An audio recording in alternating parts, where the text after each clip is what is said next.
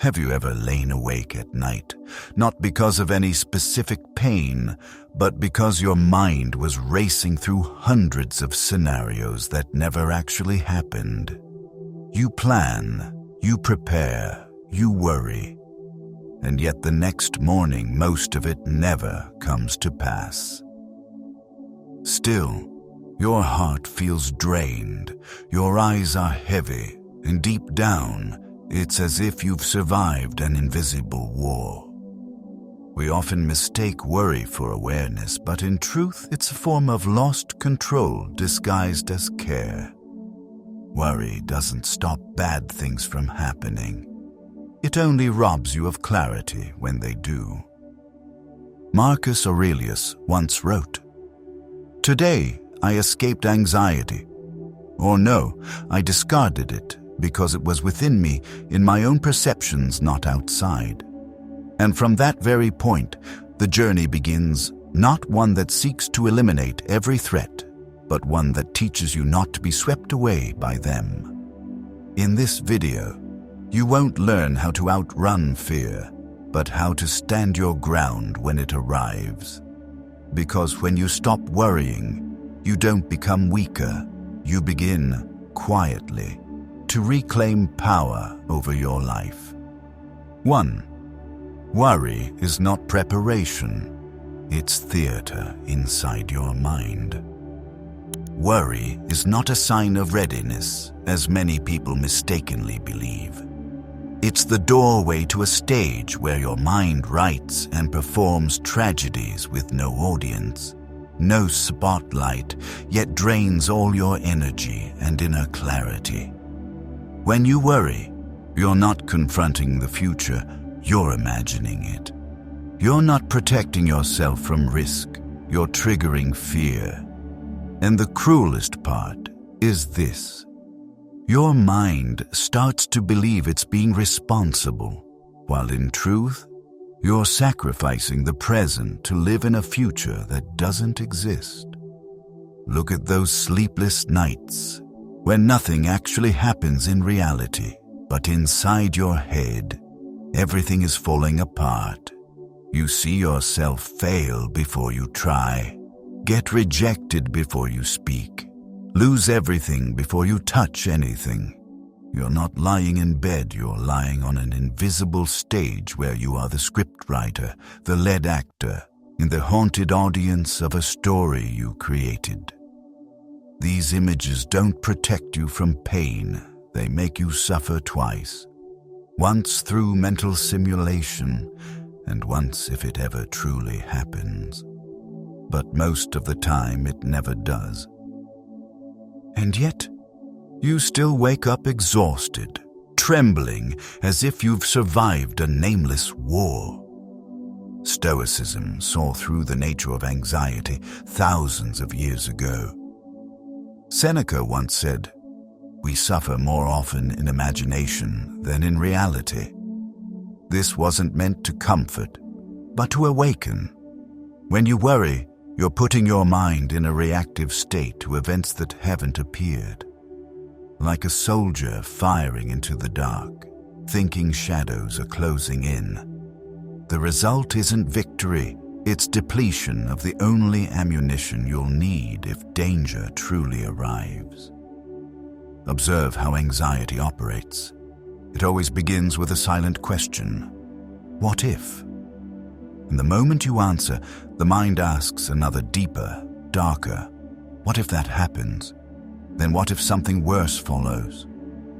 You enter an endless loop of imagined fears, not led by reason, but by panic. And the hard truth is, anxiety doesn't stop just because you want it to. It stops when you look directly at it and name it for what it is. This is imagination, not reality. Because only when you realize you're performing, can you choose to step off the stage. People often say, "I worry so I can prepare better." But past a certain threshold, worry is no longer preparation, it becomes distraction. A prepared person outlines key points, practices delivery and adjusts their tone, that's preparation. But if they spend hours imagining being laughed at, dismissed, or attacked, that's not readiness, that's a script. And that very script is what makes them shake when they step on stage, because the mind has rehearsed failure so often it believes it to be inevitable. The mechanism of worry is a neurological habit. The brain was designed to protect you, but when wild beasts and warfare fade, it creates its own enemies to stay useful. It exaggerates threats to keep you alert, but if that alertness isn't guided by awareness, it becomes a chain. You're no longer living, you're only reacting. No longer seeing the path, only the imagined cliffs on either side. And in that moment, you lose the greatest human power, the power to choose. A person without worry isn't careless. They simply understand that controlling the future through fear is impossible. Instead, they control themselves to face whatever comes. Worry is an attempt to control outcomes. Awareness is the choice to control response.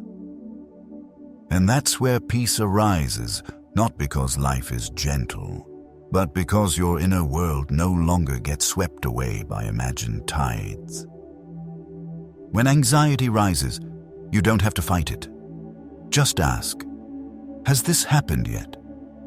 If not, return to something tangible. Take a step, exhale, write down an intention. Worry won't vanish instantly, but it no longer leads, and each time you do this, you send a message to your own nervous system.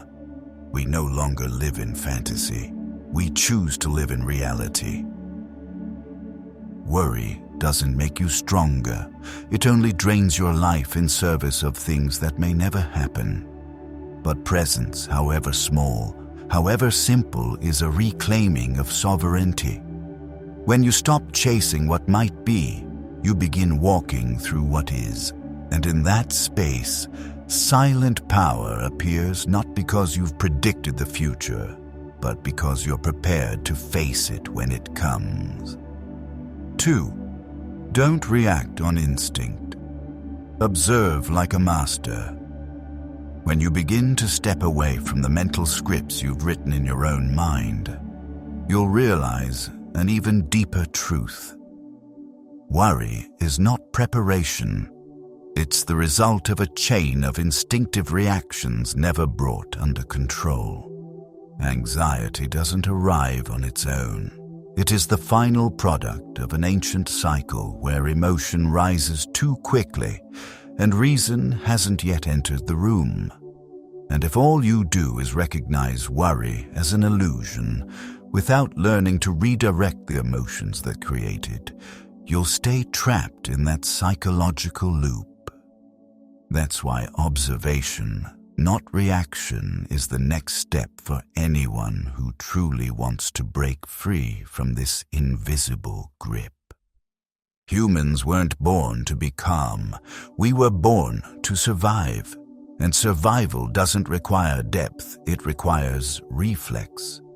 A strange sound in the dark could once signal a predator, and the reflex to flee was the line between life and death. But today, most of the threats we face have no teeth. They come as words, glances, an unanswered email, a passive-aggressive comment. Yet your primitive brain still reacts as if you're under attack. Heart racing, cold sweat, shallow breath.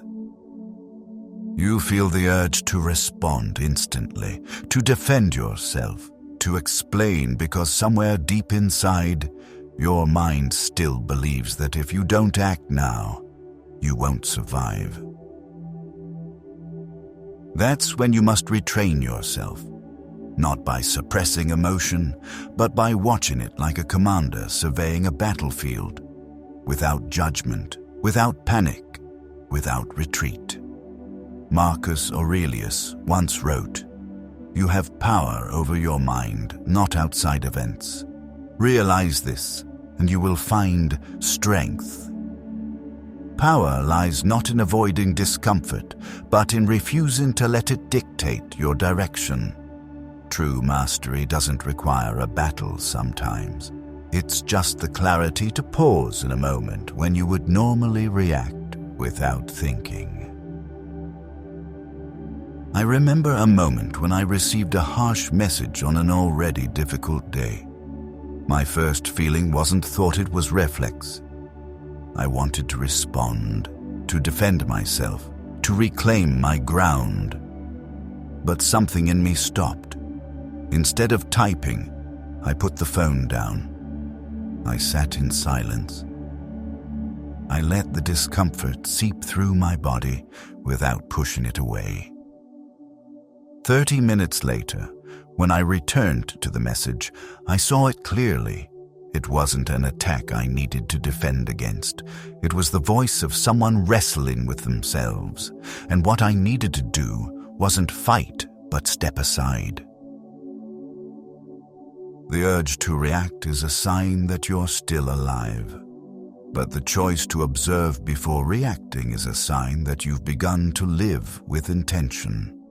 A person who cannot manage their reactions will always be led by the emotions of others. They smile, you feel okay. They frown, you feel wrong. They withdraw, you feel invisible. And somewhere along this constant adjusting, you lose yourself without realizing it. Observation is the act of someone who understands that not every emotion needs a response. Some emotions just need to be seen, like a cloud passing through the sky. No clinging, no resistance, just recognition and release. Awareness doesn't make you weak. It's the foundation of every powerful response that follows. When you observe, you pull yourself out of instinct's grip and return to the realm of reason. Like how you can't stop a wave, but you can learn to stand your ground when it hits. Every time you observe a reaction before it explodes, you reinforce the foundation of your inner self. And gradually, you no longer live in a state driven by the noise around you. You start to create space where others can rage, judge, or ignore you, but you are no longer pulled with them. Silence in the face of reaction is not surrender. It's a form of power known only to those who have once broken down in chaos and chosen calm instead. And when you truly master that power of observation, you're no longer a victim of temporary emotion. You are the one sitting at the center, the place no storm can reach. And from that center, you can move forward, not dragged, not desperate to be right, not shouting to prove you're okay. You simply stand firm as stone, deep as the ocean, and quiet like someone who has already seen everything they need to see. 3. Overthinking doesn't make you wiser. It only paralyzes you. When you learn to observe instead of react, you've taken one foot out of the survival instinct. But there's another trap more subtle, more silent, and often disguised as intelligence. Overthinking. If reaction is impulsiveness, then overthinking is silent paralysis. One makes you act too soon, the other keeps you from starting at all. And both rob you of the present moment. Overthinking is not the same as ordinary worry. It doesn't scream inside your head. It whispers. It dresses itself in caution, in preparation, in responsibility. It convinces you. Just think a bit more, consider a few more options, analyze a few more outcomes, and then you'll make the right choice. But that just a bit more has no end. It stretches for hours, days, sometimes years, and still you remain stuck in place. I once sat in front of an email for 4 hours. Not because I didn't know what to say, but because I thought too much about how the other person might feel, how I might be judged, whether the tone was soft enough, clear enough. I wrote, deleted, edited, then returned to the old draft. In the end, I sent nothing. And what I realized wasn't that I lacked the skill, but that my own mind was holding me back, like a door forever slightly open, but never letting me through. Einstein once said, "I think and think for months and years. 99 times the conclusion is false. The 100th time I am right." But you don't need to be a genius to understand a simple truth. Not all thoughts lead to clarity. Some only lead you in circles of doubt. Some questions aren't meant to be answered, but to be acted upon. And some choices only become clear once you move forward, not when you've imagined every scenario. Marcus Aurelius saw this too. He didn't say we must stop thinking, but that we must choose wisely, to look directly at our minds and ask, is this thought lifting me up or dragging me down? Is it giving me clarity or creating confusion? Most of us aren't stuck because we lack direction, but because we stay at the crossroads afraid to choose and end up going nowhere. Overthinking doesn't make you smarter. It only slows you down while life moves on. It's like standing at the riverbank, wanting to cross, but instead of stepping into the boat, you measure every depth, every ripple, every wind direction until the sun sets. And the irony is, maybe the boat is sturdy, the water shallow, the wind light, but you never set foot in it to find out. The more you think, the more you believe. Just one more thought, and I'll be certain. But certainty is an illusion. It never comes before action. It comes only after you've started, adjusted, stumbled, and learned. No one finishes a book by only thinking about the chapters. No one builds a relationship by only analyzing feelings. No one finds themselves by sitting still for hours and never stepping outside. Overthinking exhausts you, not because life is too complex, but because you're carrying questions that don't need answers. It's like lugging around a suitcase full of what-ifs, when all it takes is one simple action, sending the email, making the call, stepping outside to set you free. But you don't do it because your mind says, not yet. Wait a bit longer. Be careful.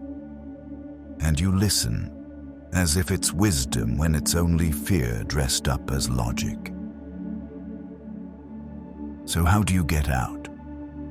Not by forcing yourself to stop thinking, that's impossible, but by shifting yourself from analysis into motion. A small action, send a message. Write down 3 things you're sure of. Close the Google tab with 15 how to decide results. Take a walk. Call a friend. Any action is better than being trapped in your own maze.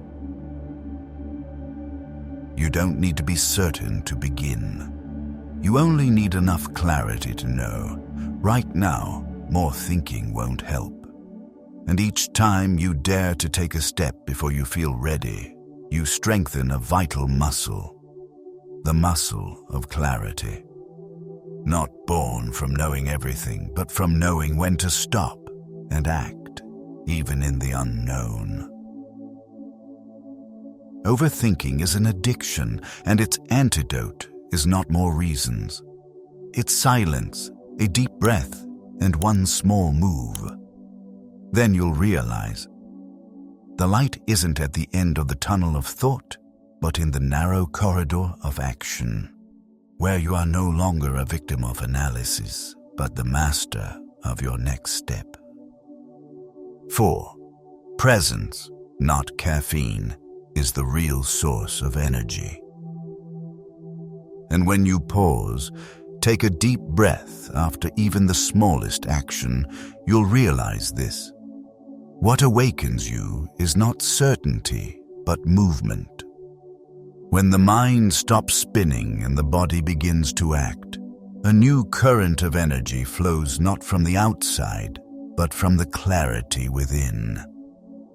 And that's when you touch a truth they don't teach in life skills classes. Presence, not caffeine, is the real source of energy. We often think we're tired because we work too much, sleep too little, or face too much pressure. But real exhaustion doesn't come from what we do. It comes from always being somewhere other than where we are. The body is here, but the mind is elsewhere. We eat without knowing we're eating. We talk without hearing the other person. We sit in a quiet room, yet our minds race toward tomorrow. And that disconnect is the very leak that drains our energy like a small hole in a cup we never notice. There's a paradox in modern life. The busier people become, the more disconnected they are. Not because they lack time, but because they're no longer in the moment they're living.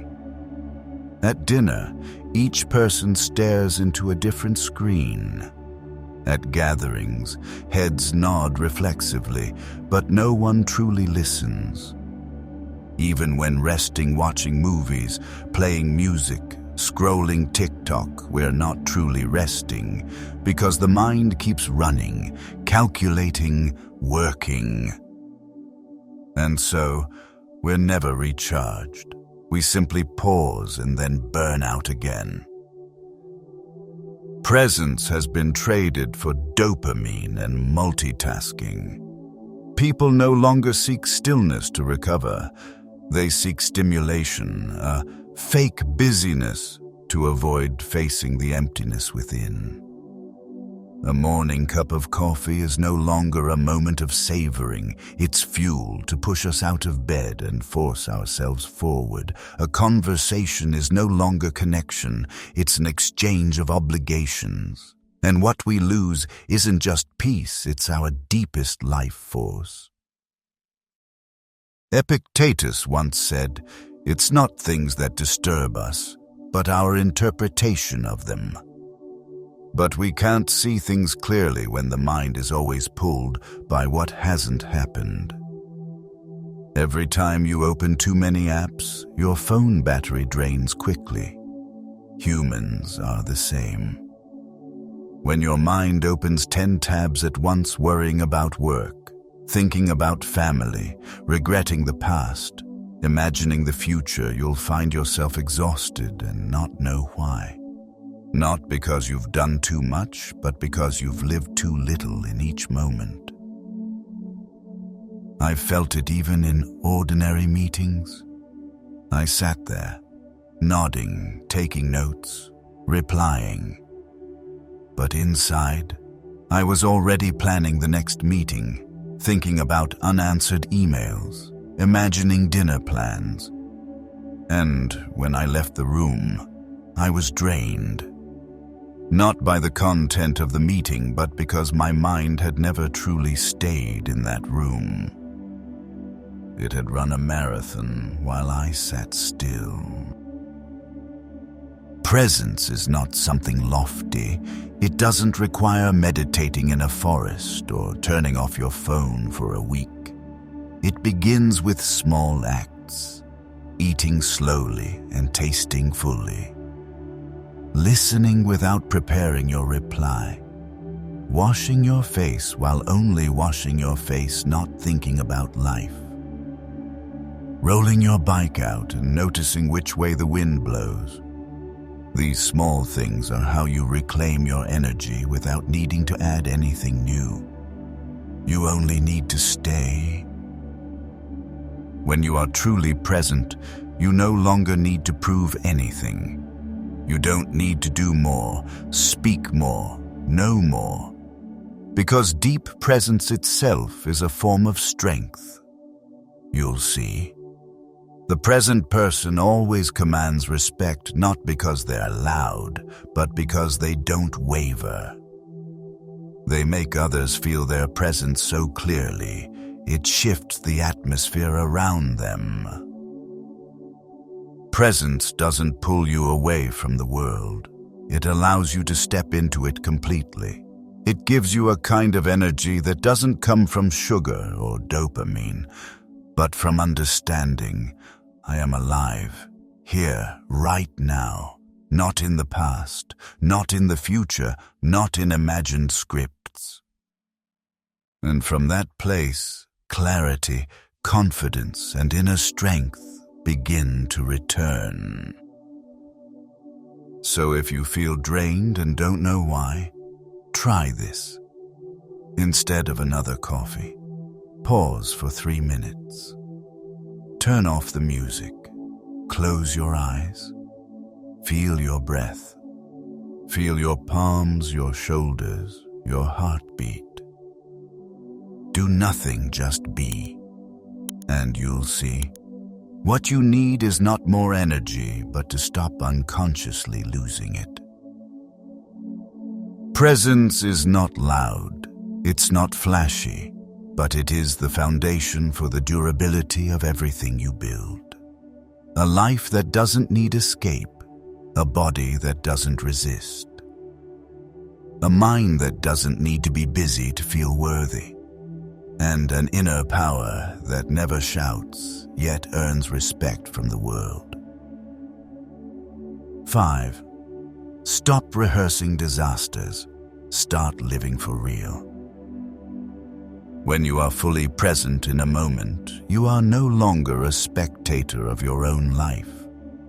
But here's the paradox. Even when we've learned to pause, to breathe, to return to the present, an old habit quietly pulls us away from real living. Not the phone, not other people, but our own imagination.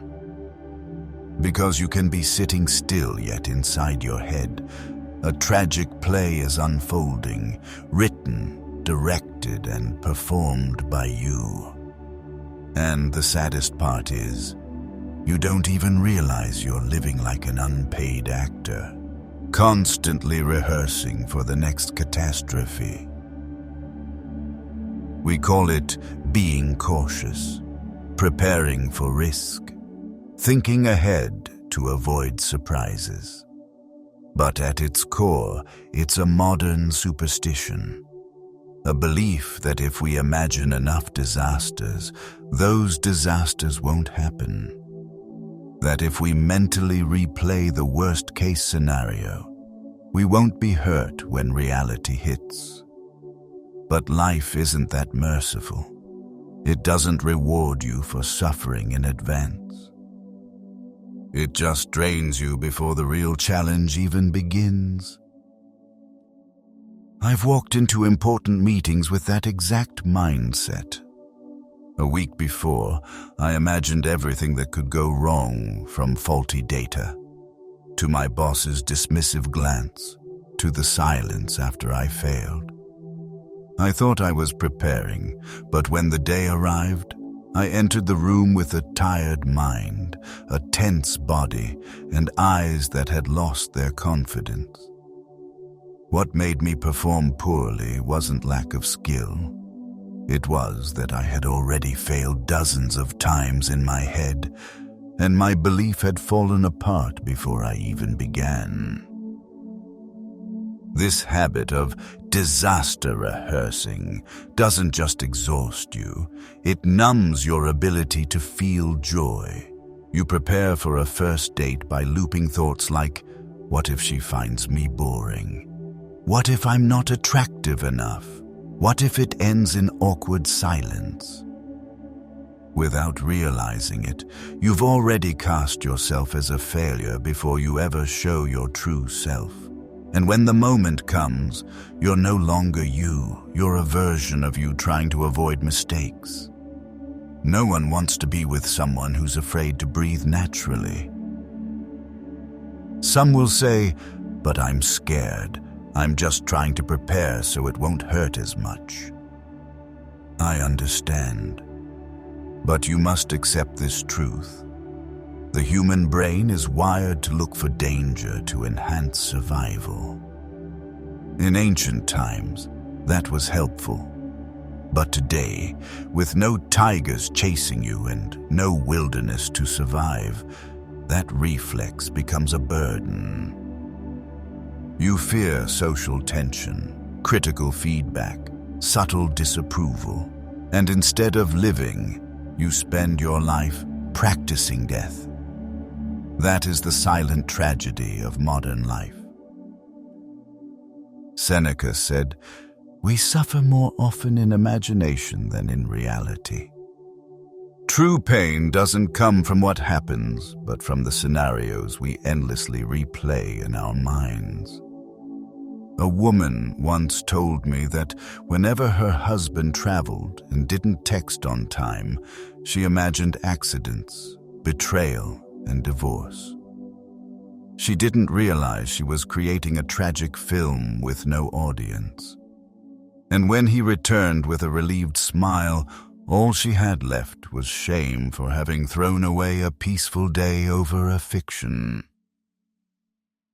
To escape this loop, you don't need blind optimism. You just need clarity. When you catch yourself rehearsing for a disaster that hasn't come, pause and ask, has this actually happened yet? If the answer is no, return to the present. And instead of replaying fear, take one small action in reality. If you fear the presentation, open the file and practice once more. If you fear they won't like you, send one honest message instead of writing and deleting 20 drafts. When you stop rehearsing disasters, you'll notice something strange. Life isn't as scary as you thought. People aren't as cold as you feared. Situations aren't as terrible as you imagined. But to reach that truth, you must leave the mental stage where you are actor, director, and audience, and begin living as a human being who breathes in real life. Because if you don't live truthfully in the present, you'll always be a prisoner of a future that never happened. And the price isn't just your energy, it's an entire life delayed. You'll love too late, act too slowly, forgive too little, and live too shallowly because you've grown used to living in worst-case assumptions. And strangely, when you stop obsessing over what could go wrong, you make space for beauty to arrive. Deeper conversations, truly peaceful moments, joys that aren't tainted by anxiety. You don't have to control every possibility, you just have to be fully present for what's actually happening. And if today you choose to do one thing differently, let it be this. Stop rehearsing for disasters that haven't come. Live honestly right now with a mind that's no longer bracing for war. 6. Peace doesn't come after victory. It is the foundation you fight from. And when you stop rehearsing for disaster, when your mind is no longer a stage for fears yet to form, you begin to hear something faint but real. The the sound of peace. Not the applause after victory, not the praise after perfect control, but the stillness that arises when you no longer need to prove anything to the future. Yet to hold on to that stillness, you must understand this. Peace is not a reward once everything is resolved. It is the ground you must stand on to walk through what is still unresolved. We often live as if, just get through this task, just survive this crisis, just reach this next milestone, and then we'll finally be allowed to breathe. But you'll see. When one battle ends, another begins. When work settles down, family stirs up. When one fear recedes, another rises. If you keep waiting for life to calm before you let yourself be calm, you'll wait forever and never touch the very thing you long for. Stoicism doesn't teach you to wait for peace like waiting for good luck. It teaches you to forge peace like an inner force. Epictetus, a man once chained, once a slave, spoke of spiritual freedom more than anyone else. Because he knew, if your mind lacks an inner pillar, you'll always be shaken by external events. And when you are shaken, you lose the ability to choose. You can't respond wisely. You can't hold your center in the storm. I remember mornings when I woke up with a heaviness I couldn't name. An unanswered email, an upcoming meeting, a comment someone made the day before. Small things, yet together they formed an underground wave. I used to try fixing everything to feel lighter, but the more I chased resolution, the more I got pulled under. Until one day, I did nothing. I just sat, breathed slowly, and watched my mind as if it were a muddy stream. I didn't try to purify it. I simply stopped stirring it. And gradually, the clarity returned on its own. That's what true peace gives you. Not escape from reality, but the ability to stand inside it without being swept away, without being tangled, without reacting. And once you master that state, every action you take afterward, whether word, decision, or silence, carries a force no one can see. The force of someone not driven by fear, not manipulated by expectation. Peace, therefore, is not weakness or retreat. It is the condition that allows you to act rightly, at the right time, in the right way. Not because you need to win, but because you no longer need to brace yourself. And in that state, you become the hardest kind of person to defeat. Not because you're invincible, but because you no longer fight from insecurity. So don't wait for peace to arrive after the storm. Choose to live from it right now as someone who knows they can't control everything, but remains calm enough not to be drowned by anything. Because in the end, no one can take your strength from you if you know how to return to the deepest source within. The stillness no one can touch. I used to believe that worry was a sign of responsibility, that if I didn't think enough, didn't prepare hard enough, everything would collapse. But I was wrong. There was a time when I woke up every morning already feeling like I had lived a bad day even though nothing had happened yet. I kept replaying negative scenarios in my head. Failure, misunderstanding, loss. And the cruelest part was, I was the one who created it all. No one exhausted me. I drained myself. At some point, I couldn't take it anymore. I didn't change through some glorious revelation. I simply stopped. I walked slower, breathed deeper, and when worry showed up, I didn't chase it. I watched it like a drifting cloud. From that point on, I began to reclaim something I once thought was a luxury: peace. Not because the world got better, but because inside me, there was finally a place that no longer trembled. If this video helped you recognize that the silence within you is also a form of strength, hit like, subscribe to the channel, and turn on notifications to walk with us on the next journeys. You don't have to shout to be heard. You only need to be still enough not to be forgotten. Be calm but not invisible. Be peaceful but never passive. I'll see you in the next video.